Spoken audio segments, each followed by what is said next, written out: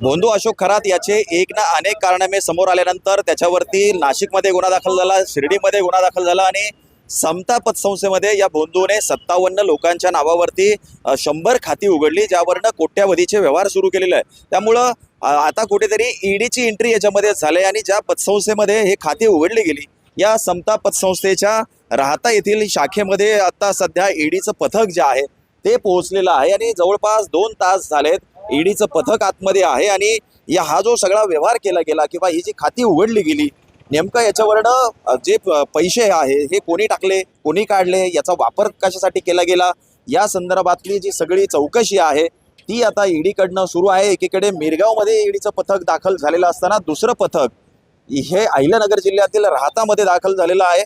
शिर्डी पोलिसांनी जवळपास या खातेदार जे आहेत यातील 33 जणांची चौकशी देखील केलेली आहे, ज्यामध्ये या 33 खातेदारांनी सांगितले की हे खाते आम्ही उघडली नाही, त्यावरचा व्यवहार जो आहे तो आम्ही केला नाही।